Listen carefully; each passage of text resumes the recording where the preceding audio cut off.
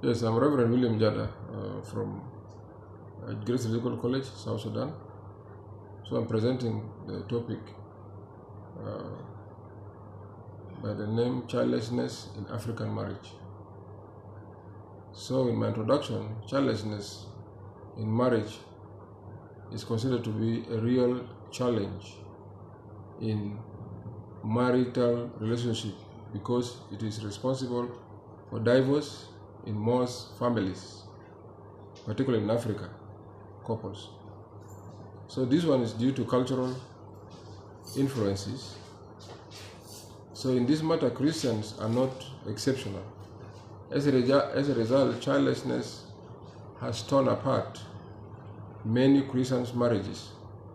Therefore, it is worth to find ways of counseling such cases in the Church of Africa or Church of Christ. So couples may be counseled well in premarital counseling, but they may differ in understanding of marriage issues. So in most cases, when child did not show up in the first years of marriage, this raises level of worry on possibility of childlessness, which always disturb the families or parents of the two couples. Then exchange of accusations arises between the two parents. So this may end up with a divorce. Thus, church has to play their role in order to teach people how to cope up with this situation where no one can be blamed for it. So in Africa, a child is considered to be a symbol of blessed marriage.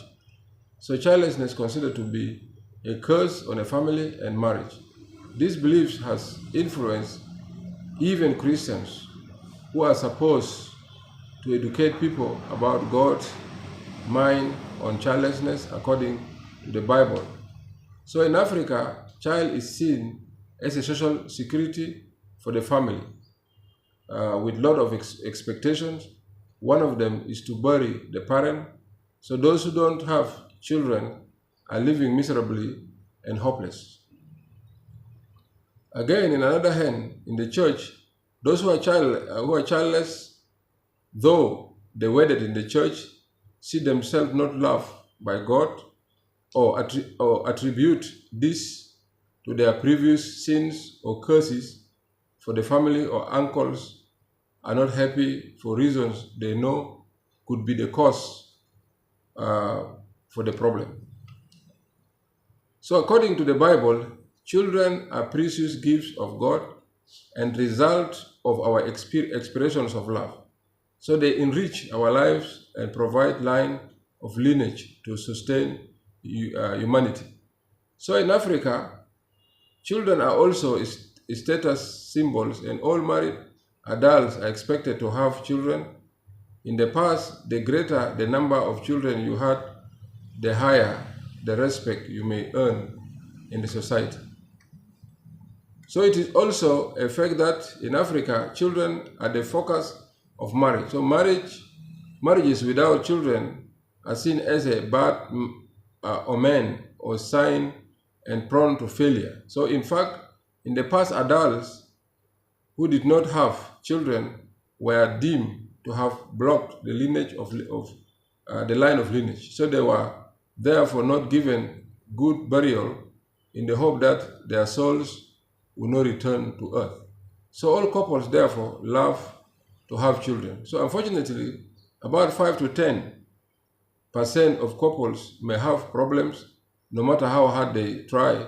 Some are born not to enjoy pregnancy and childbirth. So causes of childlessness. So many people, they have different ideas and different views of why people are not having, why couples sometimes don't have children. So the studies shows that men account for 40% of the problems with infertility. So their major problems include impotency, ejaculatory disorder, inability to produce sperms, low sperm count, and defective sperm. So women also account for 40% of the problem. Their major problems include inability to produce ova, blockage of fallopian tube, unsafe abortion, and vibrant. So the rest causes are explained or unexpected. So there are some cases in which partners are unable to have children, but when they separated, each is able to have children. Some call it external or sexual incompatibility. This is what I think I cannot explain here. So if problem of childlessness is equally shared by men and women, how come almost all African men are fathers? So we have also problem associated with childless couples. So when there's no child, always problems come. So we talked about effect of childlessness in African marriage. Unfortunately, in Africa, it is the women who always suffers most, even when she is not the problem. Again, she is constantly under stress, frustration, and disappointment. She loses respect and may be ridiculed. She is always tense and sorrowful. So African men simply refuse to accept that they could be the problem, and the woman in their desperation from social pressure have been forced to help their men to bring in children from outside. So childlessness causes constant fight, misunderstanding, and suspicion in the marriage. So sex becomes mechanical and also unfulfilling. So the risk of being sterile can be heavy burden. So the woman risks divorce and in some cases get rivals. So biblical foundation for childless couples is like this. So if you read the Bible cover to cover, you will find lots of stories about infertile couples, from Abraham and Sarah to Samson, parents to Hannah and Elkanah in the Old Testament, and Elizabeth and Zechariah in the New Testament. So in each of these stories, the couple goes on to conceive that because the Bible is not a textbook on infertility. So the stories are selected stories included as part of bigger story of God's redemption of humankind, and infertility is often the way God uses to demonstrate his ability to do the impossible. So in the Old Testament, we also find promises that God will curse his people with infertility. If as nation they do not obey him, a problem arises when we read these sections and wrongly conclude that infertility is a result of curse from God. So the curses God outlined involve entire population, including human and livestock, all infertile at once. So he was not talking about individuals' infertility. So Michelle and David's wife, who laughed at him for dancing before the Lord, is said to have never had children, but that does not necessarily mean she was struck with infertility. It may be that David just never summoned her again. So in one other instance in the law, we see that an adulterous woman was cursed with infertility.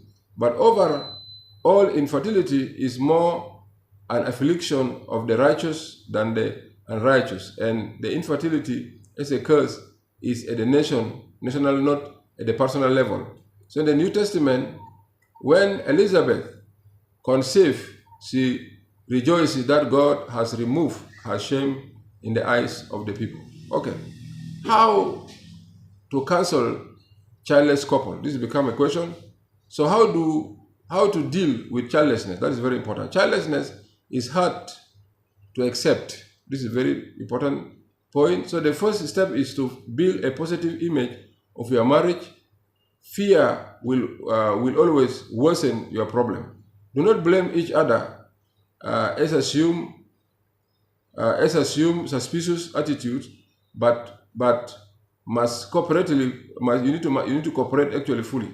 So it is also important you avoid fake pastors or juju men who will convince you that your problem is caused by witch or evil forces. According to others, according to the stories we have in Africa, a couple is assumed to have problem if after 2 years of regular and active sexual life, there is no pregnancy. It is therefore advisable that you have regular sex. Also appreciate the fact that some women with short or irregular menstrual period may overload during menses. So it may therefore be advisable to have sex even during their period. There is nothing wrong with it. So every woman is unique. Sex, you need to seek advice and know your body well. Today, apart from the 4 common theories on fertility awareness method, recent studies appeared to suggest that there are specific days in the year in which a woman in her fertility period can be pregnant. So know your days and act accordingly. Avoid herbal connections that are not certified by the specialists. Most will worsen your condition. Instead, seek medical attention. So today, surgery, hormone treatment, and assisted reproductive technologies have reduced childlessness, but their success depends on factors such as age, health, status of couples, and even luck. You may adopt or have surrogates. So if all attempts fail, couples should accept their condition and stay strong, knowing that that to never have children is not easy, but denying it actually hurts more. Take interest in other people's children in the neighborhood, social organizations, and such they will benefit from your time and your interests. Again, parenthood is not about biology, but about love and care. As you show care and love, you become a true model of parenthood. So you may also develop new interests and get involved in activities like sports, club, music, and travel to meet people with kids. It helps you to blend instead of alienating yourself from the rest of society. Never think that God does not love you. Instead, He has given you that in His perfect plan is the best for you. Today we hear of children butchering their parents. God knows your end from the beginning and may be saving you from tragic things you may not know of. So if you learn to accept your situation, others will accept you. So if you don't have kids, you have each other. Cherish and depend the love you share. Children are visitors who will come and go. No doubt, studies